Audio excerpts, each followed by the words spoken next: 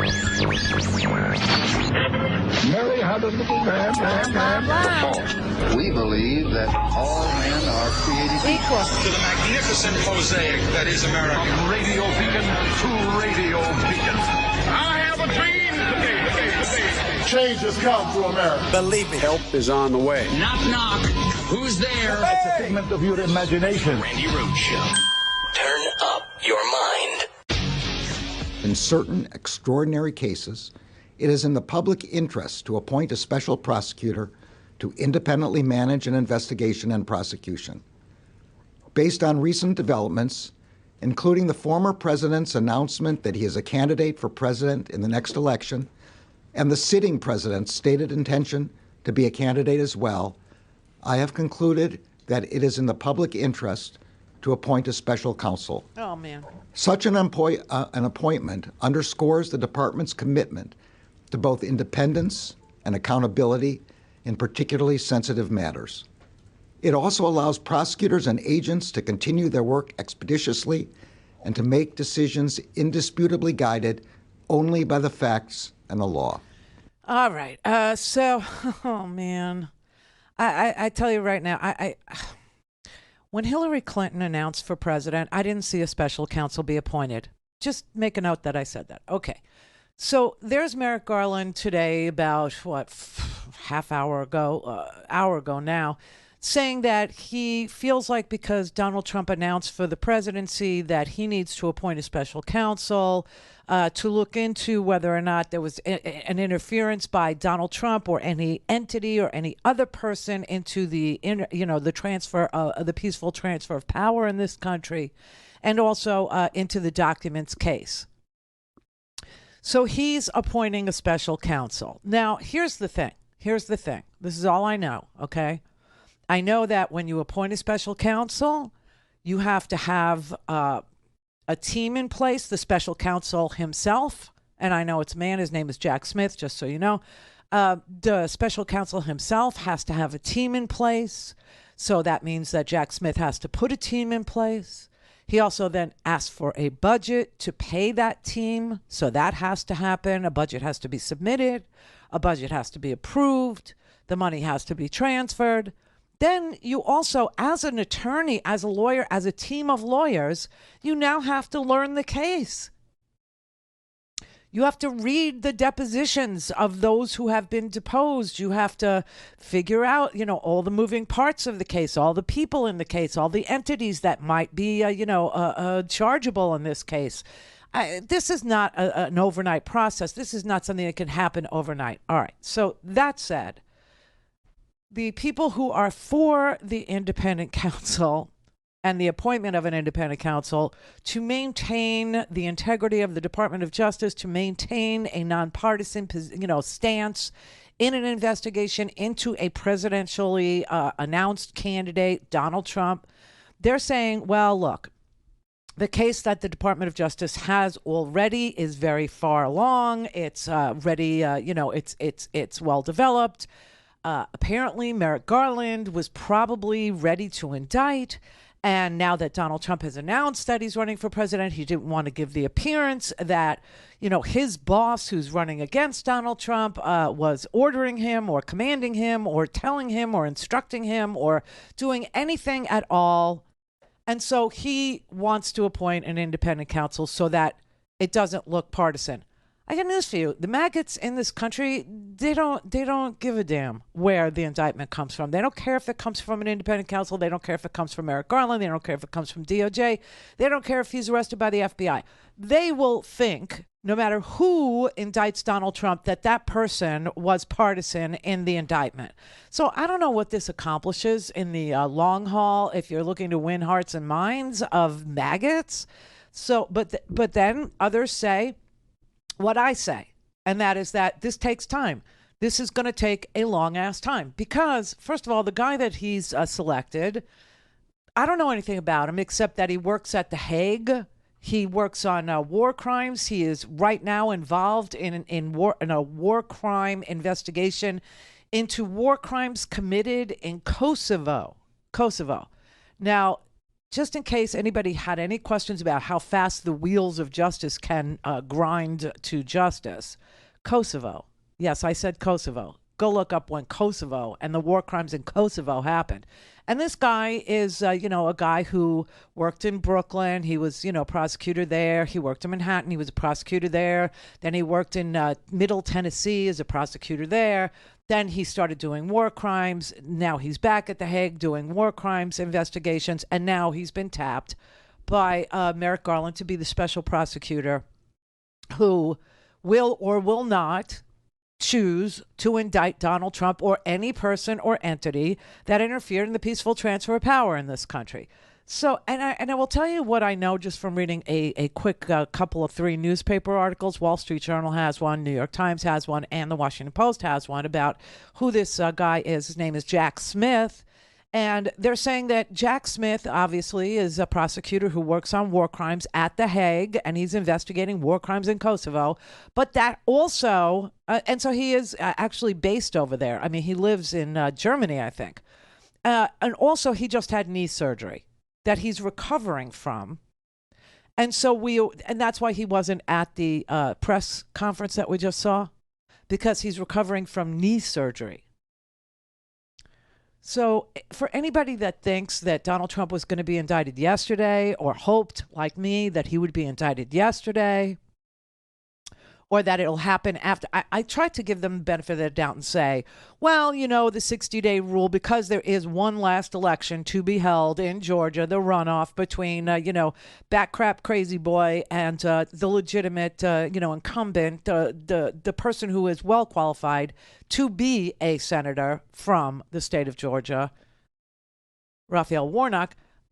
Because we have this runoff election, waiting to occur, I was willing to say that's the reason why Merrick Garland hadn't moved to indict Donald Trump or anybody else who tried to interfere in the peaceful transfer of power, because they self-imposed this rule from the Office of Legal Counsel that says that you don't indict somebody 60 days, you don't indict a political player 60 days ahead of an election. So I thought, oh, well, maybe the clock started ticking again because, of the... No. They're going to hand it off to a special counsel. And this is not a commentary on the person, because I don't know who this person is any more than, you do, unless you work inside DOJ or The Hague, or unless you worked at the Brooklyn prosecutor's office, or unless you worked at the Middle Tennessee prosecutor's office, or unless you worked at the Office of Legal Counsel. I don't think anybody, in this audience, just to couch it, knows who he is. So this has nothing to do with, a commentary on him or his integrity or his stature or his ability or his lack of ability or any of those things. It has nothing to do with it. People that do know him have said he's so apolitical that nobody even knows what his politics are. He doesn't have an interest in politics. He's strictly a guy who investigates complex crimes. That is who he is. That is what he loves to do. That is what he does. And so there's no politics associated with him that I can, tell you about right now. So this has nothing to do with him. This has to do with time.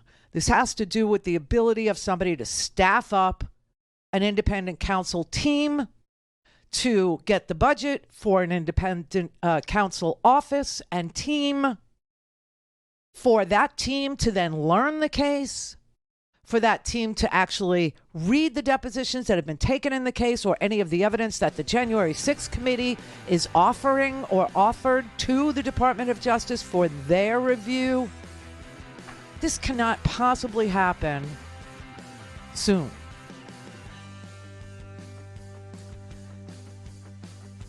All because Donald Trump announced that he's running for president, and nobody wants to see him run for president, not even the evangelicals in this country, not even the Republicans that are currently serving in the Senate or the House want to see him run for president. But he did it for this reason. He did it just for this, to kick the can down the road, to play for time, to buy time, to, move it down the road. I mean, it's unbelievable. It's sad, it's sick, it's unbelievable, and it's happening. It's happening. I'm not happy, and it's freaking Friday. All things Randi at RandiRhodes.com. Go for launch. Speaking truth to power, the Randi Rhodes Show. The special counsel will conduct parts of the first investigation I just mentioned. The investigation into whether any person or entity unlawfully interfered with the transfer of power following the 2020 presidential election, or with the certification of the Electoral College vote held on or about January 6. The special counsel will also conduct the investigation involving classified documents and other presidential records, as well as the possible obstruction of that investigation. Today, I signed an order appointing Jack Smith to serve as special counsel. The order authorizes him to continue the ongoing investigation into both of the matters that I have just described and to prosecute any federal crimes that may arise from those investigations. All right. So, listen, it's an easy call to say that whoever a new attorney would be in cases, plural, like these, even if these cases are well developed, even if these cases have gotten to the point where they have evidence and provable, things that they can show a court that clearly show that laws were broken and that the investigation into these laws being broken were obstructed by the subject of the investigation, which, we can all see with our own freaking eyes, right?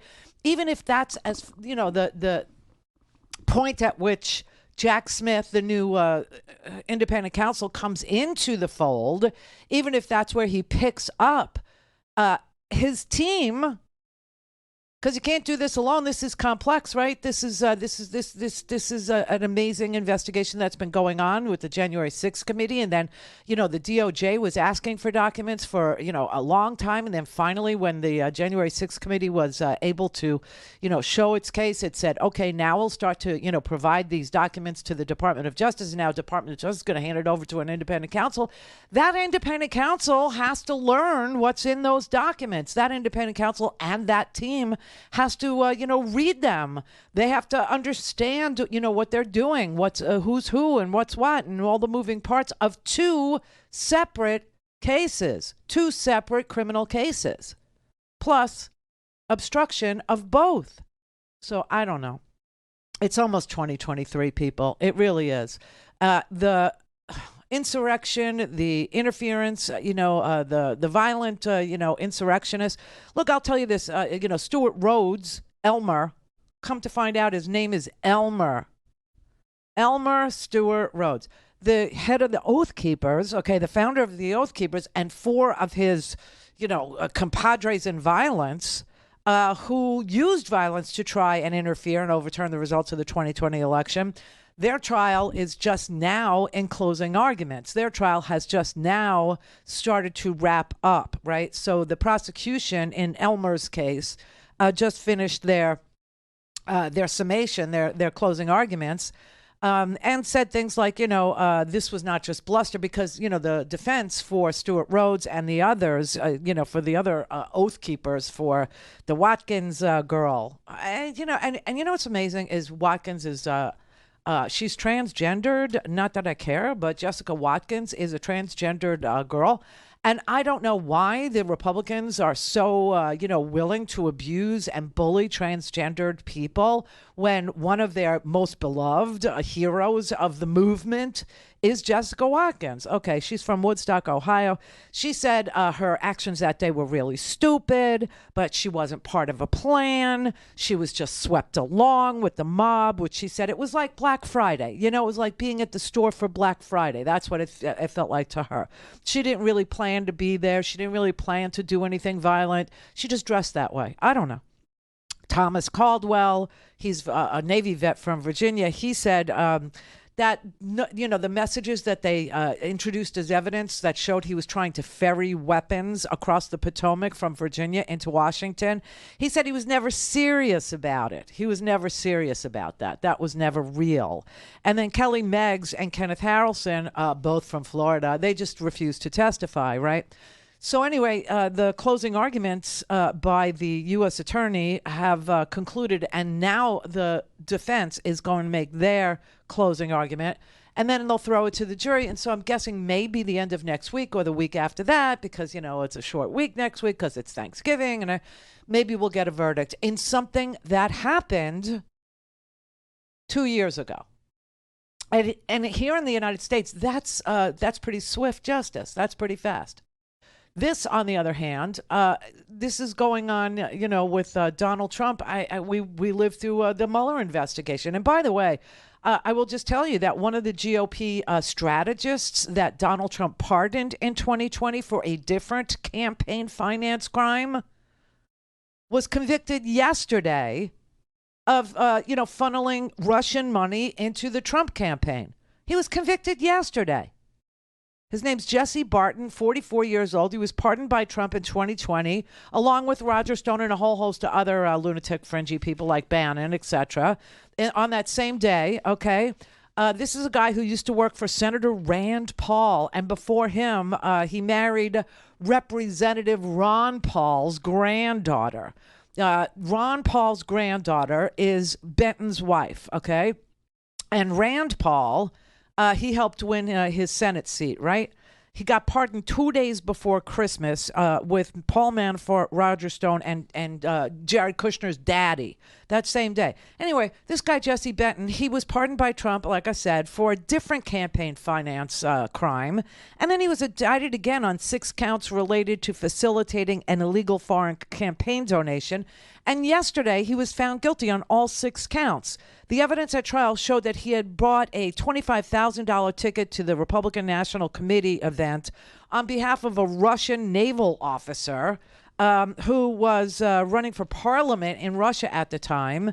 And obviously, he knew that it was prohibited by our law to have foreign money go into the campaign coffers of a man running for the presidency of the United States. But he did it anyway. And finally, yesterday, he was convicted of doing that, after he was pardoned for a different campaign crime. I mean, I don't know. I don't know if Trump's ever going to go to jail. I honestly don't know. I will also tell you the other trial that's wrapping up, having to do with Donald Trump's, fraudulent behavior. This on the tax fraud case, the Weisselberg case. Okay, so Weisselberg finally was on the stand for a couple days testifying, right? And he had testified that, yes, he did, take perks. And yes, he did it to avoid paying, to save the Trump organization from having to pay him double what those perks were worth, because if they had increased his salary, they would have to double the increase to account for taxes that would be owed on an increased salary. So he decided that he would, take rent. He decided he would take car lease payments for 2 Mercedes-Benz. He would take checks for tuition for his grandkids instead of, going to Trump and asking Trump for a raise, right, to protect the Trump organization's tax position. But when he was asked, whether or not, Donald Trump authorized it, he said yes. And when he was asked whether or not Donald Trump, was part of the scheme, he said, no, this was my own greed. The Trump family had nothing to do with it. So I don't even know if we'll get a conviction there. These people.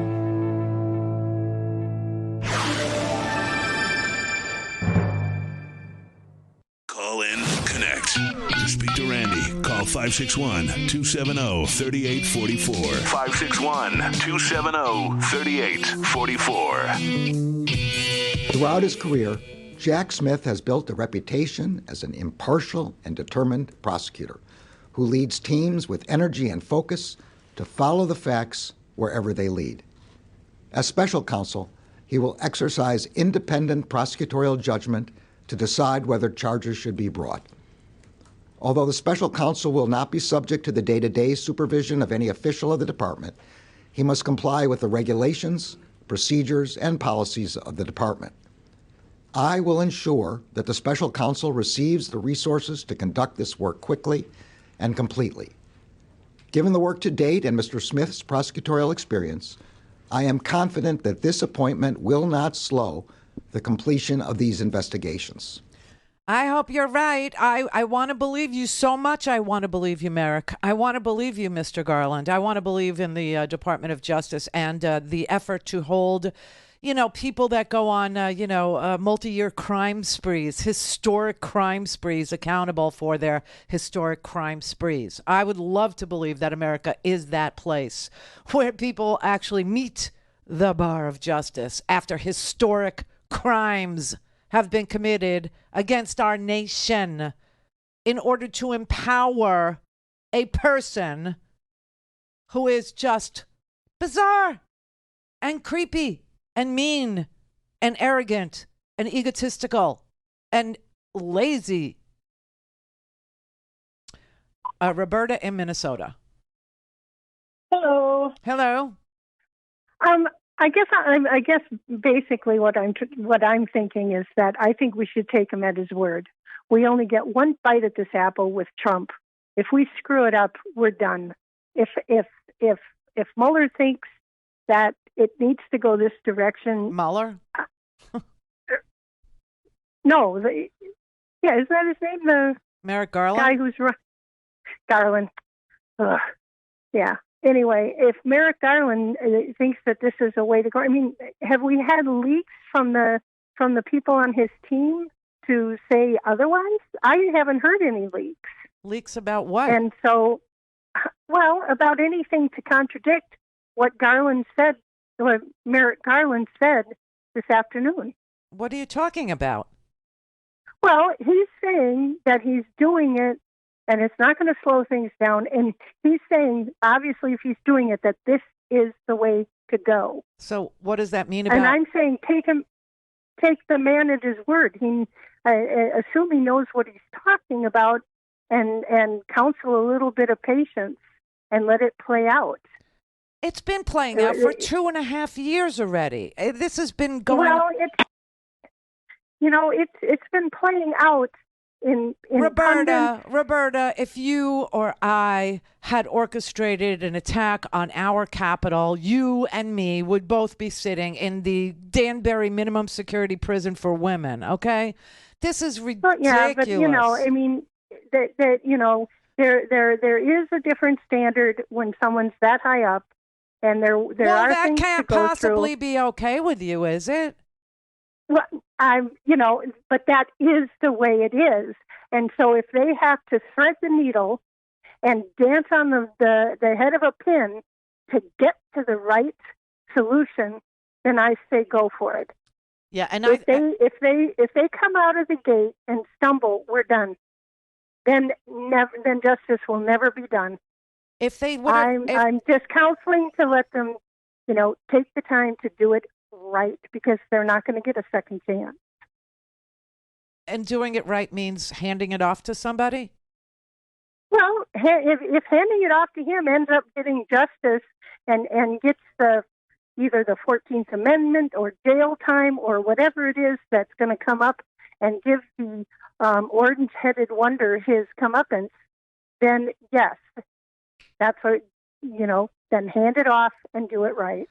And if this man who's done these kind of things before is dealing with someone who's done even bigger stuff before, thinks that this is the right way to go, I'm saying take them at their word. Trust them with it. Okay, well, And you have more faith than I do. more patience on top of the patience we've already had and shown. Okay, well, you are Midwestern nice. I'll give you that.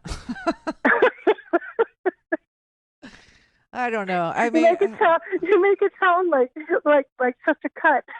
Oh, I didn't mean it as an insult. I mean that I'm aggressive, and I am so tired of this person, this man, this entity of defrauding people and cheating and doing criminal things that are so obvious to each and every person who will, look at what he's done.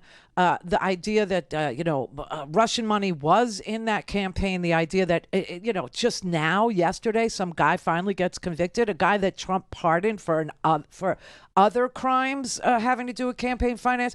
I mean, the fact that Rudy Giuliani is getting away, the fact that, Eastman probably will never be prosecuted, the fact that, Sidney Powell's walking around out there, and that the only thing that we seem to be able to do is sue. That's all we seem to be able to do. Sue for money damages. And like 5-10 years from now, you'll see a jury and, like Alex Jones, 2012, the Sandy Hook. It's 10 years later. You finally have like multiple juries find him guilty in a civil setting where the only possible punishment is money damages, and then he declares bankruptcy and says, well, you might as well try and get blood from a stone.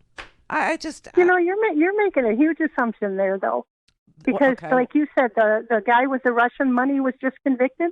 Yeah, this thing could be so much bigger than even we realize. That in order to incorporate it and get it one and done, they have to take the time to do it. So I would just say that there are plenty of prosecutors in this here country who know how to put together a RICO Act violation, and that the Department of Justice, the Attorney General of the United States, should probably be one of them. Well, except that maybe what they're doing is they maybe have those things, but there may be a prize that's even bigger. That if they take the patience and take the time but I don't to think put it in a package. I don't think it needs to be bigger. I just think it needs to be. I'm not sure, but the thing of it is bigger than just Trump is what I mean. Well, of course it's bigger than just Trump. There are people. All right, and they. There are people sitting on their podcast right now who are still free to broadcast, who knew the day before that all hell was going to break loose, told people to strap in. And they're still broadcasting. They're still raking in the bucks. They're still, shaking down their own viewers. These are people that ripped off their own listeners, their own viewers, to the tune of $1 million, stole from them, and said, we will build the wall, and then pocketed that money. And they're the same people. And sitting there broadcasting, doing it even, today. I just think that there's something so wrong with our system. We know, we heard the evidence. We know that the President of the United States of America, at the very least, watched the entire attack on our Capitol on television that day. Watched it on TV and didn't lift a finger. Why does it have to be big? This is the Randi Rhodes Show. To speak with Randi, dial 561-270-3844. That's 561-270-3844. All right, talk me off the ledge, everybody. Talk me off the ledge. Xavier in L.A. Hey, Randi. Hi. Happy Friday. Thank you. You too. And it's not Xavier, it's Xavier. Or, we can just keep it really simple. I asked Brett. I said Xavier. It's not Xavier. Oh, okay, so I didn't hit the hard X as well. So we're both wrong there. Say it again. X. The X. Say your name. Xavier. Xavier. Okay, we got it. Xavier. All right. Now, with I appreciate you taking my call. Now, with the Trump investigation, this is the biggest criminal investigation in the United States. So it's going to take a little while, but we have to give it a little credit that with the AG DOJ, this is going really fast, and also too. I had to write my notes real quick before I talk to you. Okay. Boom, boom, boom. All right then, Xavier. The sound effects are okay, crucial. okay. You can just hang up on me right now. It's okay. You sure? sure? Said my name right. Oh, that's it. You're done. You're good. You're spent. You're No, talk to me. You're satiated. You're sated. You're good. Okay. All right. Nick in Mississippi. Hey. Hey. I haven't talked to you in a long time. How are you? I'm doing fine. Good. Listen, I'm going to talk you off the ledge, honey. Mm-hmm. I need it. This is a brilliant move. It is. Okay. Because if Merrick Garland had gone after Trump himself and other folks, the MAGAs would say that it's political. You have a a special counsel. And one thing that piqued my interest in what you said there was he worked at The Hague, which means he's into human violations as well. All right? There will probably be a lot of things that Trump is going to be brought up on charges for. Okay? And here's something else I want you to consider. We all know that more than Trump was involved. We all know that he has some Republicans involved, and you have to go after the people who finance and everything. The special counsel is the perfect way to go. Nobody can say it was political. They're gonna. Well, yeah, but it won't. It will be obviously without basis in fact. They're gonna. Okay. It doesn't matter. No, what I'm saying. It's like Mueller. Mueller was, a special counsel. Mueller was nonpartisan. Mueller was, seen as if anything, a dyed-in-the-wool conservative Republican, right? A man of the law, straight up. Yeah. And they trashed him. The conservative, the right wing, trashed Mueller, trashed him. I understand. Okay. And then when Mueller actually declined to do anything except find Donald Trump guilty of 10 counts of to say that he could find at least 10 different, episodes of obstruction of justice, but didn't, indict him because of the OLC, right? You can't indict a sitting president. Then all of a sudden the Republicans were okay with him, but let me interrupt you there. First of all, with Mueller, he was constrained on so many different levels. Okay. He didn't really do a proper investigation as far as I was concerned. He didn't go after the money or anything like that. He was told not to do that. Now, what I'm saying to you is this guy here, it's not just going to be Donald Trump that's going to go down. There's going to be some Republicans, too. Now, yeah, they may trash him. Matter of fact, you and I can probably drink coffee over the fact that they're going to do it. But more people are paying attention now. You think? So, yeah. You got a lot of people. All right. You got a lot of people paying attention. I'm talking, Joe Sixpacks are paying attention. And when you guys start yapping at the mouth about, oh no, it's all partisan, people are going to see right through that. And believe me, I think what's going to happen, now it's just me thinking, all right? And we can all get in trouble if you follow me, but me thinks that they're going to go ahead. He's going to go ahead. He's going to pull a bunch of folks down. This is much bigger than Donald Trump. You and I both know that. Okay? And a special counsel, I'm repeating myself now, but a special counsel is the perfect way to do it.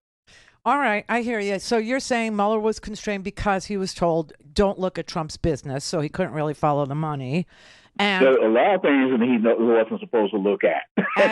and that Mueller couldn't indict because at that time Donald Trump was the president of the United States, and he had already said the Office of Legal Counsel prohibits the indictment of a sitting president. So you think that constrained Mueller, and that's why we got the result we got from the last special counsel that investigated Donald Trump, but that this special counsel is going to finally hold this guy to account. Okay. Going to go full bore. I hear you. All right. Well, thank you for your attempt to try and talk me off the ledge. It's going to take more than a day for me to wrap my brain around. It's going to. Hey, y'all, get a rope. Grab this girl. Happy Thanksgiving if I don't talk to you. Thank you. I love you, too. Thank you very much. Daniel in South Carolina. I called to join you on that ledge. You and the previous caller just said it. There's some memos and norms where you don't go after a sitting president, and I don't even know why that memo exists, because sitting president shouldn't be committing crimes. You said it perfectly. Regardless of what we do or when we do it, they are going to say that it's simply political. Nobody is saying that it is simply political, that Donald Trump is announcing his candidacy 2 years before the election. Nobody is saying that it's political, that he did it right after the election in order to make the argument that it is simply political. And nobody is saying to Trump conservatives and Trump maggots that it is not political to hold somebody accountable for committing crimes. Why is nobody saying that? Why am I not hearing that on MSNBC? Yeah, I don't know. So I agree with you, obviously. At this moment in time, I mean, like I said, I need a couple days to think this through. But obviously, he announced for the presidency to protect himself. Otherwise, why would he announce for the presidency after the third largest loss? Something history defining and defying that for the first time in since 1934, some crazy amount of time, a sitting president's party didn't lose the Senate, that a sitting president's party didn't get wiped out and lose six, right? So why did he come forward and announce after that kind of a loss, right? He did it because he's trying to buy time. He's trying to protect himself. I would say it's because of the federal government, because of Georgia and New York state government. That's why he did it. Yeah, and I don't know that that's going to protect him from Fani Willis in Georgia. I will tell you, next week, your lovely Lindsey Graham has to go testify in front of her grand jury. Oh, listen, I don't claim him. You can have him. I don't want him, but he's yours. Listen, I have to own Rick Scott. I have to own Rubio, and I have to own yeah. Right? So you have to own Lindsey. Sorry. I feel your pain. Yeah, I know you do. Well, thank you. I mean, like I said, We're going to need a couple days to, think this all the way through, figure out whether or not there's a large amount of ramp up time that will, keep them from, actually being able to do anything to Donald Trump in the next year. Holy crap. Gary in Fort Lauderdale. Oh, Randy, I have bad news for you. Uh-oh. Justice did not die in America today. It was in a coma until today, but today it was pronounced dead. It flatlined?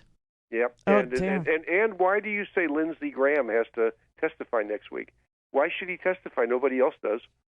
No, he has to. He went all the way to the Supreme Court, and the Supreme Court said that he has to testify, so now he has to show up. He just won't show up. I'm sure he won't. I mean, he'll be told to by Trump not to show up. That's my guess. Well, we'll see next Tuesday. And if he does show up, he won't open his mouth. He could invoke his Fifth Amendment right to not self-incriminate. He absolutely could, because look, what they want to talk to him about is the phone calls that he made saying, can't you just throw out the mail-in ballots? Can't you just throw them out? That's what he was calling Georgia. The guy's from South Carolina calling Georgia. And that's what he was calling Georgia to ask.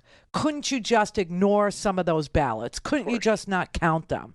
You know, Randy, when we saw Giuliani squirm off that hook last week, you knew this was coming. I kind of did, but, I heard people talking about it. I know Lawrence Tribe, the constitutional scholar, is with you and me on this school of thought. And other people are saying, well, maybe this case was so well developed that it's ready for indictment, and Garland just didn't want to be the one to do it because it would or could or might seem political. So he staffed it out to a independent counsel. Or maybe he was threatened or paid off. I don't know, but he is a member of the Federalist Society. Merrick Garland, yeah. Wonderful. I know. Yeah, he is. But, listen, I don't even want to get into, denigrating any of the players here. I just want to kind of stay focused on the strategy, what it could be. And like I said, there are two schools of thought. One, it's ready to be indictable. It's indictable now, and he just handed off. And the other is, no, buying time. Mary had a little man. We believe that all men are created equal to the magnificent mosaic that is America. From radio beacon to radio beacon. I have a dream today. Change has come to America. Believe me. Help is on the way. Knock, knock. Who's there? It's a figment of your imagination. Randi Rhodes Show. Turn up your mind. Oh, this was fun to watch on Fox News. This is Laura Trump there, as you might recognize, with Stuart Varney. Stuart Varney telling Laura that, the Trumpian era is dead. Those of us on the outside looking at it, it didn't seem that he got the old magic. You know what I mean?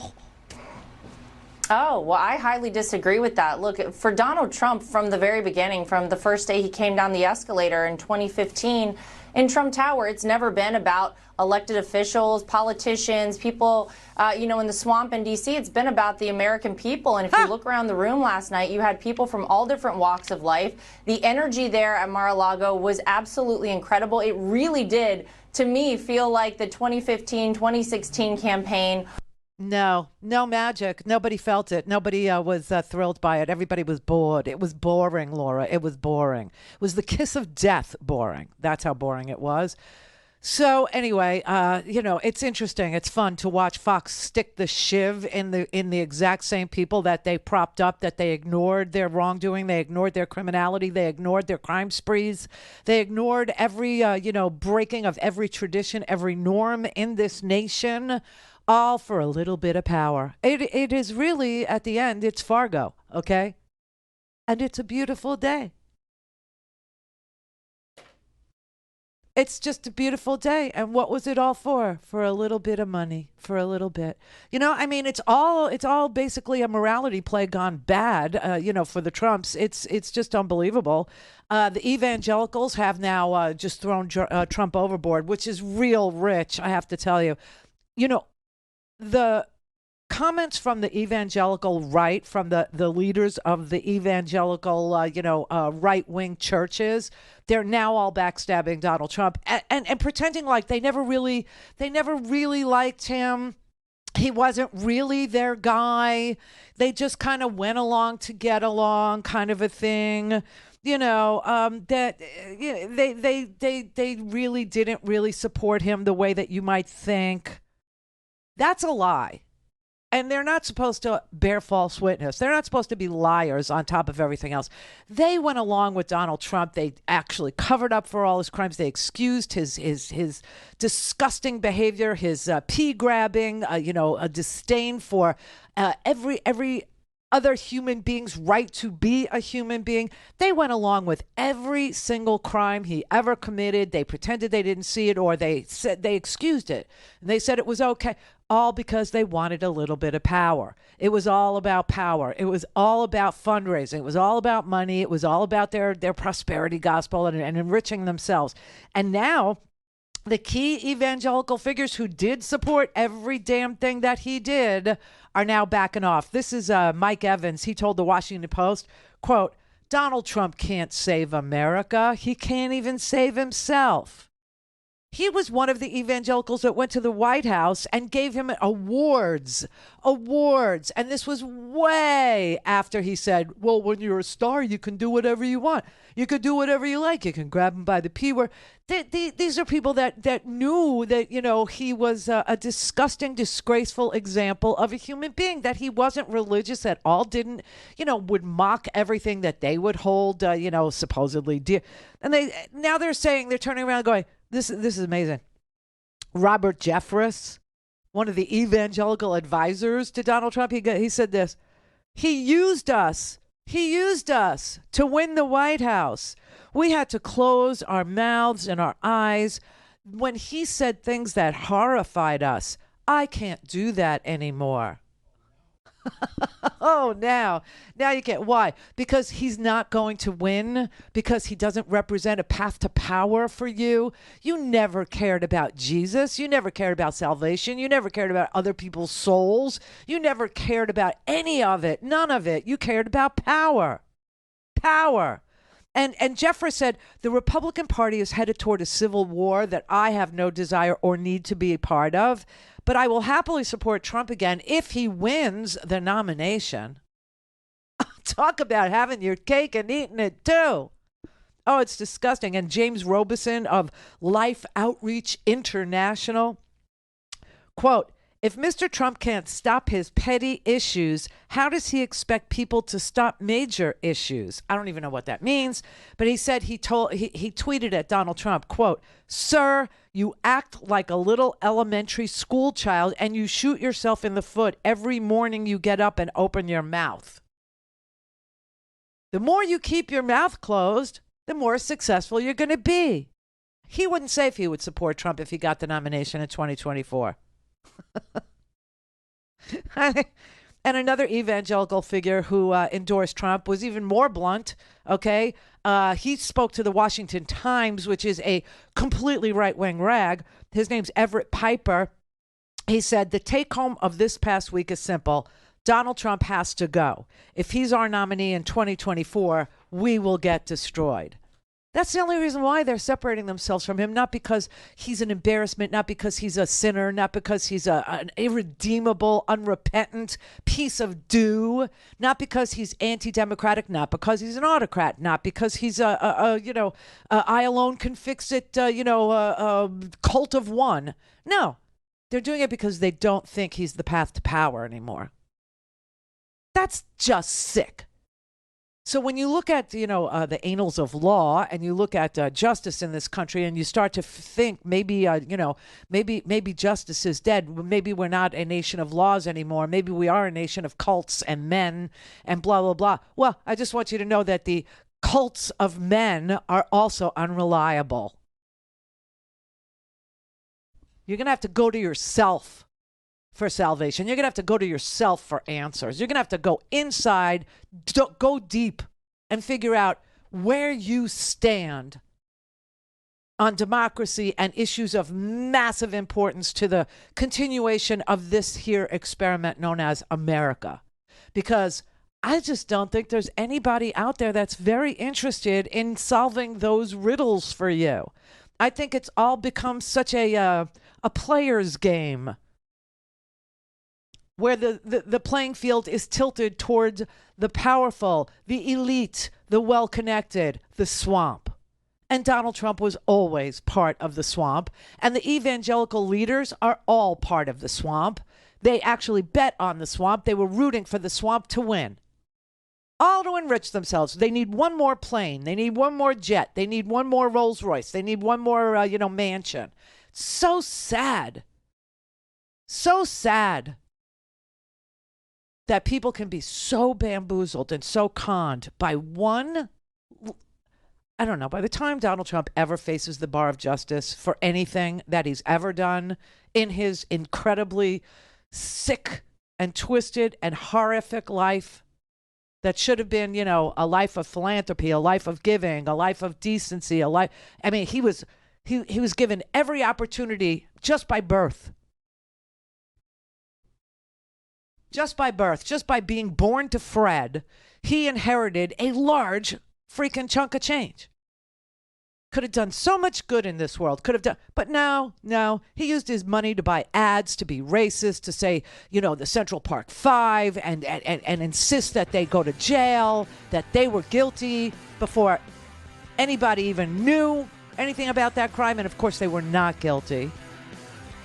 He used his fortune to discriminate against black renters, wouldn't show them apartments. His life was so full of hatred and judgment, so full of, self-enrichment and power and the lust for it, so full of, even gluttony. Every one of the 7 deadly sins. But the evangelicals were willing to go along because they thought it was the path to power for them. Really sad, really sick, really twisted. Indecent, actually. Unholy. It was an abortion. An abortion. The whole Trump presidency, the whole evangelical community, it's an abortion, something evil and unholy.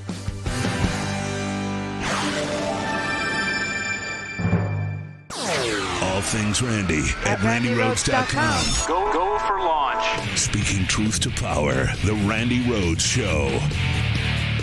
I think this might be the new minority leader. This is Hakeem Jeffries from New York. So-called GOP red wave turned into a red wedding for extreme MAGA Republicans and election deniers in race after race after race all across the country.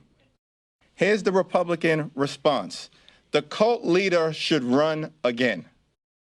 And we're going to double and triple down on extremism. We're going to double and triple down on a nationwide abortion ban. We're going to double and triple down on attacks on our democracy, and we want to eliminate Social Security and Medicare. That's extraordinary. But that is the modern day Republican Party, as compared to Democrats who deliver big things for the American people on the issues that matter, including around the economy, job creation, lower costs, and safer communities. And climate change. Just saying, Hakeem. So I think that might be the new minority leader of the House. And, he's not incorrect when he says that the modern Republican Party is so extreme that it was rejected in a red wedding betrayal of the red wave ideology, of the red wave belief that it was going to happen. And I know this because Josh Hawley, yes, Josh Hawley, one of America's working people. What did he go to, Harvard, Yale, both? Yeah. Josh Hawley, actually, he is a Republican senator from Missouri who has presidential aspirations, serves in the United States Senate currently. He actually wrote an editorial today that the Washington Post printed. I'm surprised the paper didn't just burst into flames with the amount of lying that went on here. But here's what his first statement in the first sentence of his first paragraph for his editorial debut in the Washington Post said today, quote, "The old Republican Party is dead. It has been wasting away for years now." You mean the Trump years, Josh? That you support? I'm telling you right now, the evangelicals are going to burst into flames. Josh Hawley's going to burst into flames with Graham when he puts his hand on the Bible. If he does show up for the deposition on Tuesday, it's not even a deposition. It's testimony in front of a special grand jury in Georgia, in Fulton County. Okay, if there was any such thing as a God who judges good and evil, they would burst into flames right in front of your face. These people are disgusting. The way, the disingenuous way that they pose themselves, depending on the path to power, the parasitical nature of these blood-sucking, front-running phonies. The old Republican Party is dead. It's been wasting away for years now. He said this month's midterm results are the finishing blow. Oh, blow this. He says that the Republican Party has to represent America's working people. With what? Your right to work status, your inability for people to join a union, your 100% rejection of a child tax credit? Because that's what they were about. They literally voted in lockstep against a child tax credit. They literally voted against, in lockstep, the Build Back Better. They literally voted in lockstep against the PACT Act. They voted against holding people accountable for sex trafficking just the other day. These are the most disgusting human beings I've ever seen in my life. I just, any way the wind blows, doesn't really matter. Mama killed a man, put a gun against his head. Oh, speaking of Herschel Walker. Holy crapola. This is the quality of candidate. And he's actually writing in this Washington Post editorial that he said, over the past week, we've heard this election is about nothing more than candidate quality. Wrong. Really? That's not the problem? That's not the problem. What we need to do is get rid of those 87,000 RS agents that's going to go after you. Maybe we need to put some of those police officers in our schools to protect our kids. That's what we need to do. That's what we need to do. But yet, we got people in Washington that gotten too weak. All they want to do is let people ride their bike. That's what Senator Warnock is doing. Let Joe Biden ride his bike because he voted with him 96% of the time, which means he don't know what he's doing or he's seen to love Joe Biden. I don't know which one it is, but I can tell you both of them is wrong. Okay, somebody's going to have to explain to me, somebody from Georgia, what does ride your bike mean? Because he keeps saying it. He keeps saying that's all they want to do is ride your bike. I've never seen him so amped up. I've never seen him this, let's say, manic as this particular speech that he gave the other day. This one was way, way amped up. He was totally bizarre. But it's not about candidate quality, according to Josh Hawley. No. He said the problem isn't principally candidate quality. The problem is substance. For the past 2 years, the Republican establishment in Washington has capitulated on issue after issue. He said the problem was that they caved into Democrats with background checks on the Second Amendment and on building infrastructure. He said they caved in because, the infrastructure package was bipartisan. He said they shouldn't have given the infrastructure package the go-ahead. He also said that the Republican politicians who sided with Big Pharma on insulin and advocated for lower tariffs on our competitors overseas is what people were voting against. What? Your guy is definitely going down in Georgia, okay? The devil went down to Georgia. He's looking for a soul to steal. He was in a bind because he was way behind, and so he decided to tell a story about vampires. You ever watch a stupid movie late at night hoping it's going to get better, don't get better, but you keep watching it anyway? Because the other night I was watching this movie. I was watching this movie called Freak Night, or some type of night, but it was about vampires. I don't know if you know vampires are cool people, are they not? But I'm going to tell you something that I found out. A werewolf can kill a vampire. Did you know that? I never knew that, so I didn't want to be a vampire anymore. I wanted to be a werewolf. But then anyway, as I'm watching this movie, and then you can tell how stupid it is because it's 1 in the morning. So I'm watching my TV. These kids watching their TV, vampire kill on their TV. So you know it's kind of stupid, but I'm still watching though. As I'm watching this show, what was funny, these kids had a vampire in their attic at their house. So they were watching their TV. Now I'm watching my TV, as they watching their TV, or they see the vampire killer on their TV. So they win this contest to bring this actor. Now y'all got to stay with me. Bring this actor who's a vampire killer from that TV to get rid of this real life vampire in their attic. Okay, you get it? I don't. Has nothing to do with candidate quality. It has to do with background checks and caving into the Democrats on background checks and the left's radical climate agenda. And then in parentheses and quotes, he puts infrastructure. Why? They should have voted against infrastructure. They should have voted against repairing your roads, bridges, tunnels. They should have voted against, investing in, us. This man is bizarre, okay? And then he tries to say that, he's all about the people. He's all about, he said, this is about being able to make a living. This is all that the Republicans have to represent, being able to raise a family on one paycheck. Well, you're a little late to the party. You're a little late. Yeah, no. He wants you to get woke now, he's saying. Get woke.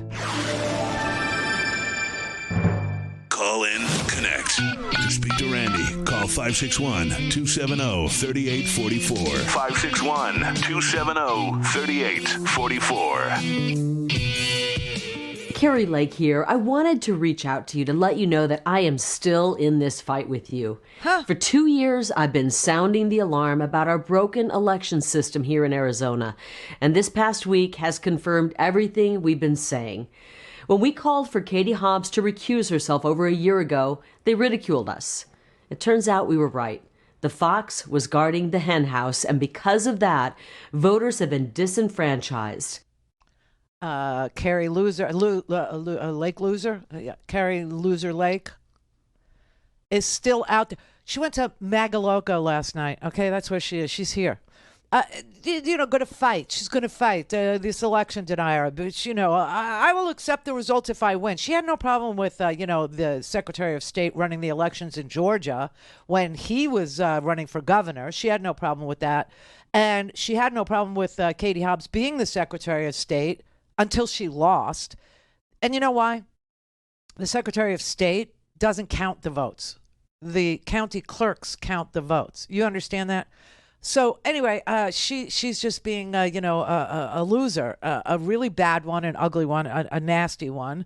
Josh Hawley, on the other hand, he's decided he's going to do a 180. And now all of a sudden, Josh Hawley, who was an election denier, Josh Hawley, who refused to, impeach Donald Trump for the insurrection or remove him or vote, to hold him accountable for any of the violence that was visited upon the United States Capitol. Now all of a sudden, he's an uber patriot, everybody. He's an uber patriot saying that the Republican Party has been wasting away for many years now. And recently, the modern American GOP is dead. It's dead. It's time to be on the side of the working class, the working man, the families. He said work, family, and culture are the touchstones of meaning for working people across the country. They must form the bedrock of the new party agenda. The bedrock. These are people he wouldn't give a child tax credit to. These are people he wouldn't vote to expand Medicaid for. These are people he wouldn't, that they wanted to repeal and replace Obamacare without a replacement for Obamacare. These people are such front-running phonies. They are such sore losers. They are bad losers. They are just bad people. There's no question about it. This entire modern Republican Party are a bunch of historic criminals. I've never seen such parasitical behavior in my life. And then he says, it's time for proactive policy making. No nation ever got strong by consuming stuff other people make. We need an economy that produces critical goods here in this country and creates good-paying jobs for working people. Meanwhile, they weren't for the CHIPS Act, which was investing in making our own semiconductors here in the United States of America and building semiconductor plants all over this country, in the heartland, in the Rust Belt, in the deindustrialized Midwest. That was us. That was us who passed that. They voted against every bit of progress that this president and the Democrats made in spite of them, including the child tax credit, which, by the way, took half of America's poorest children out of poverty. And then they let it expire, and they just don't want to vote for it. But he's sitting here preaching to me about middle America and its needs, wants, hopes, and dreams. You have no earthly connection to me. You have no earthly connection to working people, to small business owners, to people who work 2 jobs or 1 job, but work from, sleep on the floor. This is what Elon Musk, you got to be hardcore if you want to work for me. You got to spend like morning till night toiling for me, making me not regret my $44 billion spend on a social media platform when I have absolutely no experience in social media. I don't know what I'm doing, nor do I particularly care. But you're going to toil for me. You're going to work hardcore for me. You're going to sleep on the floor for me, or else don't come to work. Don't bother. I'll let the whole thing die. I'll let it break bit by bit. People are expecting that Twitter's going to disappear, that it's just going to poof, one day it's not going to disappear. It's going to break. It's going to break. Back end problems are going to start to bleed into the front end, meaning the stuff that happens on the back end, you're going to start to see on your app. You're going to start to see it on Twitter. You're going to start to see it on the platform, stuff that broke. And that's how it dies. It dies from attrition. It dies from neglect. And he always intended for that to be the way. Always. Then he'll declare bankruptcy, and so all the creditors and anybody that he owes money to won't be able to collect anything. That's just the way big business works, right? And we're supposed to be patient with them. We're supposed to, acknowledge that they're bigger than we are. They get to break rules. They get to break things. They get to take from us over and over and over again without penalty, without any consequences, because they're bigger than we are. They're bigger. And that's America. The bigger you are, the better for you. Used to be the bigger you are, the harder you fall. No, not anymore. The bigger you are, the more protection you get. The Federal Trade Commission, we laugh. He's laughing. He's literally violating the Federal Trade Commission's consent decrees. And he's laughing all the way to, the next banking experience. Unbelievable. But last night, everybody, all on Twitter, it was trending at the end of Twitter. Twitter's over. Twitter's dead. Twitter died. People were tweeting, if this is my last tweet, I just want you to know, I will never buy a Tesla, It doesn't die that way. It just breaks bit by bit by bit by bit. It's like if I don't update my plugins on my stupid little website, okay? All of a sudden you start getting 404 errors. He's not going to go to the big 404 in the sky overnight. It's just going to break bit by bit, piece by piece. He's firing even more people. They're trolling him now. I don't know if you saw this or not, but Twitter headquarters was trolled from a company across the street from Twitter headquarters with a projectionist who was, projecting, billionaire baby on his building. And he was a space Karen, they were calling him.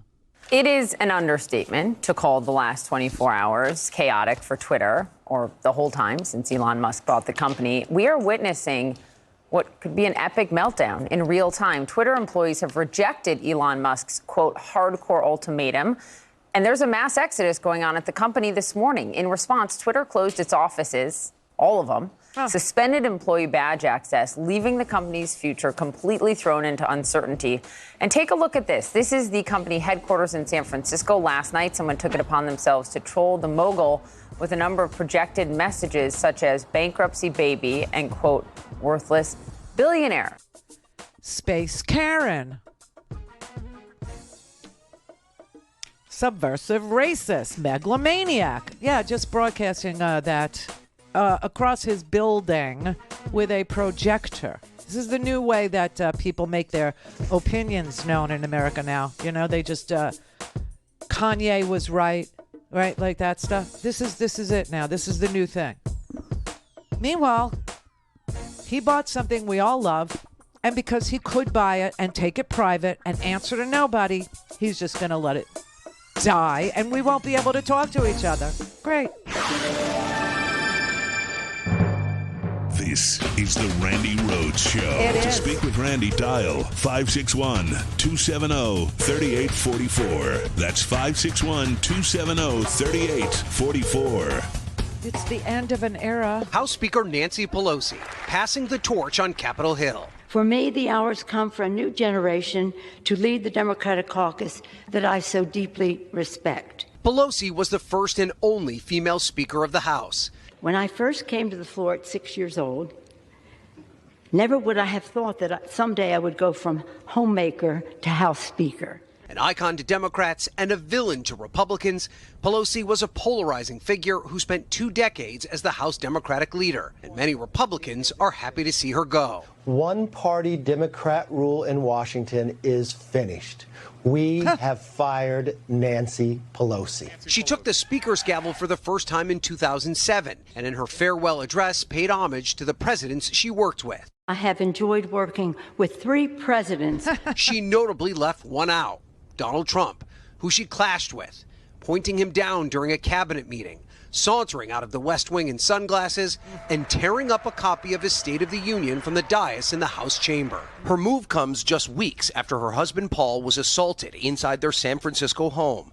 Pelosi thanking the audience for their support in the aftermath. Her exit opens the door for a new crop of leaders. Chief among them, New York's Hakeem Jeffries, who's the favorite to take over as Democratic leader. Jeffries would be the first black leader of either party in Congress and will face a Republican majority ready to take direct aim at the Biden White House. This is an investigation of Joe Biden, the President of the United States. All this while Pelosi takes on an emeritus role, still serving in Congress, guiding her successors. The Speaker reflecting on her historic career in 2019 with Savannah. You probably are the most powerful woman in government.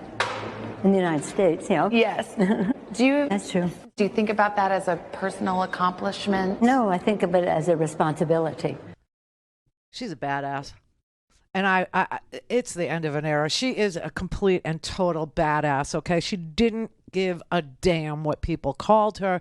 She didn't give a damn if people judged her. She didn't give a flip about her public image. She cared about moving legislation for the American people. Her primary impetus, her primary, goal was to make things better for children who she believed were the most important citizens in America. And she governed that way. Okay. And she understood every single one of the members of her caucus, which are Democrats that span all definitions of life. OK, you had your blue dogs, your yellow dogs, you had your progressive caucus, you had the Congressional Black Caucus, the Congressional Hispanic Caucus.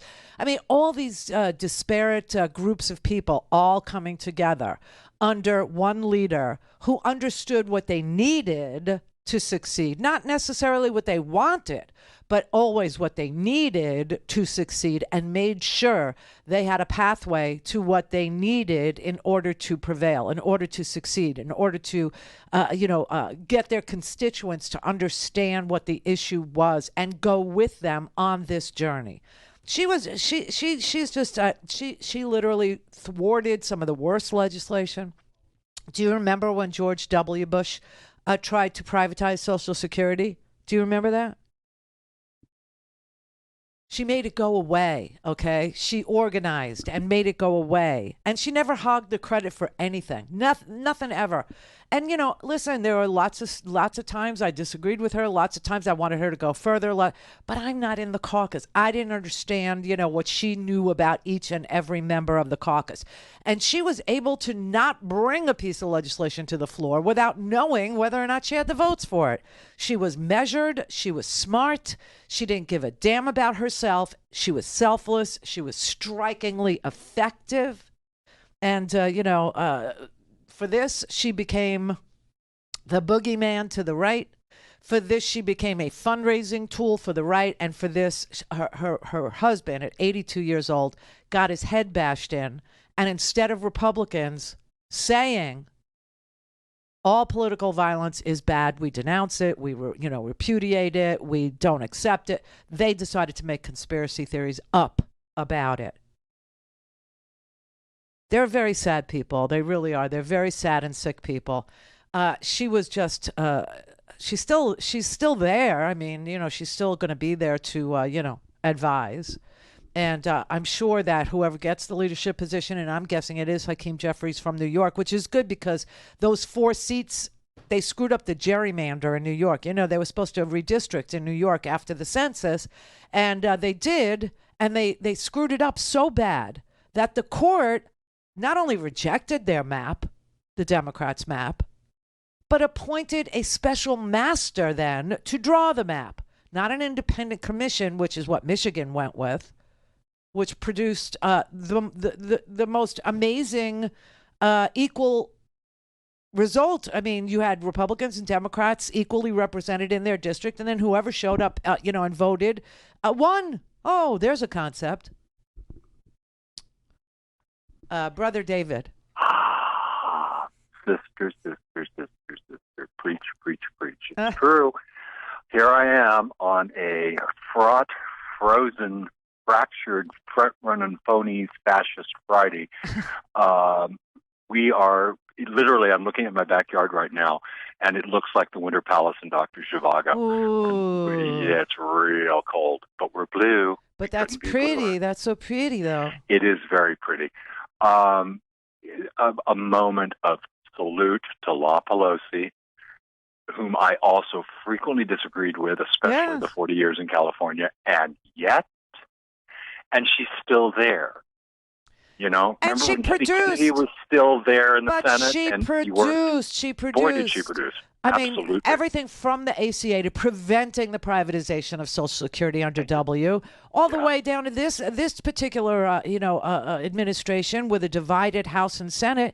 She was able to get infrastructure, the PACT Act, the CHIPS Act, the Inflation Reduction Act, which was really a climate change investment, and a way. Allowing Medicare to negotiate the price of prescription drugs with Big Pharma, something that has never, ever, ever been possible before. I mean, this was amazing leadership. Sorry. I agree. Yeah. Remember when Shrub's second term and they lost, we'd got a wampum, and she put on the head scarf and she went over to Saudi Arabia because you just don't know. Yeah, she's always on top of it. Amazing. Nobody outworked her. Nobody outthought her. No, I'm with you there. Yeah. I'm totally with you. La Pelosi, that's who she is and that's who she'll be. And you had a caller last week that brought up the idea of her and Steny Hoyer and other seniors talking to some of these incoming, maybe in a shaky seat, Republicans. Uh-huh. There are precedents for that in our history. Because here's the thing. Quick shout out to the chat room. Hi, chat room. You know what to do. California is still counting. And while the greedy oligarchic Putin heads have technically got control of the House, it is going to be by the slimmest of margins, and everything they do is going to have a spotlight turned on them. They're not going to do anything except investigate. They're not going to do anything. Josh Hawley could write all he wants about how he's for the working man. Exactly. They're not going to pass one single solitary piece of legislation. My point entirely, right. and self-evident. Long game, sister. Long game. We have seen last week's election, but the first kick down that, loser goalpost. Path. Yes. Yeah. Yeah, right. Exactly. Right. There's still not just that there's more of us. there's more of us that are getting it. Your previous caller today brought that up, that people are starting to pay attention. Yeah. You think? I mean, think about this, okay? So Nancy Pelosi's husband is beaten with a hammer. Thank you. Okay, by some Republican acolytes, some sick psycho kid who believed all the bull crap that the Republicans have shoveled into his brain over the last 4 or 5 years, right? And you look at the way that Nancy Pelosi handled it. We had a midterm election coming. She was calm. She was cool. She was collected. Her composure didn't affect the battle plan. Okay, and yet I'm sure there were some people who voted because they thought the political violence had gone too far. There's no question. But can you imagine if like this had happened the other way and Trump was on I mean, honestly, he would have doubled down, tripled down on violent response. You need to respond to their violence by being violent to them. Gorgeous girdles for everyone, Randy. Thank you. And it requires us all working together, and I believe we are. I do too. Stay warm, stay safe. You as well. Thank you. Bye. Enjoy it. Yeah, it's beginning to look a lot like Over the River and Through the Woods to Grandmother's House we go up there. He's in Michigan. My friend Rebecca, hi Rebecca. She's in Grand Isle, New York. That's right near Buffalo. She's very excited about the snow. She loves the snow. But we're talking like 5 feet. Which is too much of a good thing, I think, because that's very heavy. But stay safe, stay warm, have some nice food, and start cooking, everybody. Start cooking. We'll be here next week, Monday and Tuesday. So see you then.